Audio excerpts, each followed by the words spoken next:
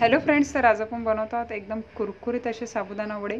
बनवताना टिप्स सांगितलेल्या आहेत, त्या जर फॉलो केल्या तर वडे तळताना फुटणार नाहीत, तेलकट होणार नाहीत आणि एकदम कुरकुरीत असे वडे आपले तयार होतील। तर व्हिडिओ स्किप न करता शेवटपर्यंत पाहत राहा।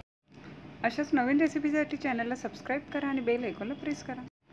वड्यांसाठी साबुदाणे मी इथे व्यवस्थित असे भिजवून घेतलेले आहे। कमीत कमी 2 ते 3 तासामध्ये एकदम व्यवस्थित असे हे साबुदाणे भिजले जातात। एकदम सुटसुटीत असे झालेले आहे, पाणी राहिलेले नाही आहे।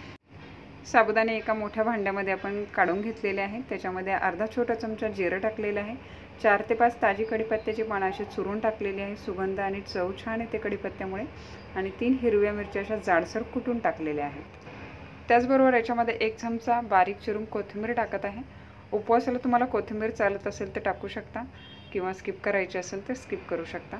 चवीपुरतं मीठ देखील टाकलेलं आहे आणि हे आधी असं अलगद हाताने सगळीकडे मिक्स करून घ्यायचं आहे, म्हणजे मिरची जी आहे ते सगळीकडे लागली जाईल। जिरं आणि कोथिंबीर वापरणं टोटली ऑप्शनल आहे।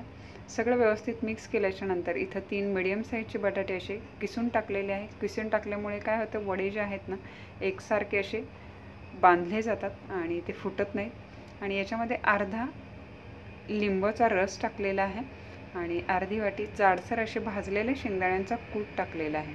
आता हे देखील आधी वरच्यावर असं हे मिक्स करून घ्यायचं आहे। सगळीकडे हे लागेल या पद्धतीने असं हे मिक्स करून घ्यायचं आहे।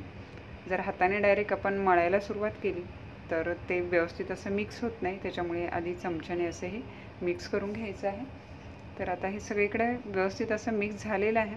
तर आता आपण हाताने हे थोडंसं मळून घेऊया आणि याचे एक एक करून असा वडा बनवून घेणार आहोत। असा गोल गोळा केलेला आहे ना, हातावर असं थापून घ्यायचं आहे। असा चपटा आकार द्यायचा आहे थोडासा हलकासा। इथं बटाटा किसून टाकलेला आहे, त्याच्यामुळे बाइंडिंग जे आहे ते एकदम व्यवस्थित असं परफेक्टली होतं।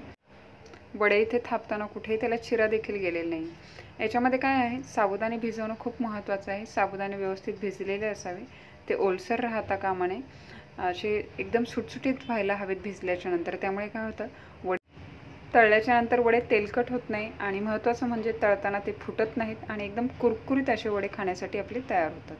तर आता इथे वडे तळण्यासाठी मी इथं तेल गरम करून घेतलेलं आहे। तेल चांगलं गरम झालं की आपल्याला याच्यामध्ये वडे असे एक एक करून सोडायचे आहेत। तर हे टाकल्याच्या नंतर लगेच पलटी देखील करायची नाही आहे। हलकासा कलर वरून आपल्याला चेंज व्हायला लागला की मग आपण हे पलटी करायची आहे। तेल एकदा तापलं की गॅसची फ्लेम ना मीडियम फ्लेमवर गॅस ठेवलेला आहे, जेणेकरून आतपर्यंत वडे जे आहेत ना छान असे तळले जातील। एकदम हाय फ्लेमवर जर ठेवले तर वडे जे आहेत ना आतून व्यवस्थित असे तळले जात नाही। हलकासा इथं वरून कलर चेंज झालेला दिसत आहे आणि तर हे पलटी करून घेऊया। कलर पाहू शकता किती छान असा कलर या वड्यांना आलेला दिसत आहे, सोनेरी कलर। तर दुसऱ्या बाजूने देखील आपण हे पलटी करून घेऊया।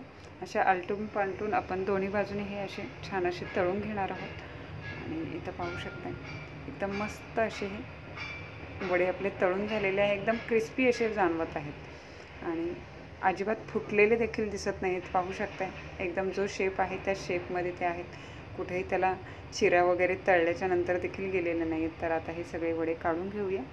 याच पद्धतीने आपल्याला सगळे वडे तळून घ्यायचे आहेत आणि गरमागरम हे वडे आपण गोड दह्यासोबत चटणीबरोबर आपल्याला जे आवडेल त्याच्याबरोबर हे खाऊ शकता। आणि याच्यामध्ये लिंबू जे टाकलेलं आहे त्याच्यामुळे एक छान चव येतो। कोथिंबीर आणि जिरं वापरणं टोटली ऑप्शनल आहे। बरेच जण उपवासाला जिरं आणि कोथिंबीर खातात, बरेच जण खात नाही, त्याच्यामुळे आपल्या आवडीप्रमाणे ते स्किप करू शकता।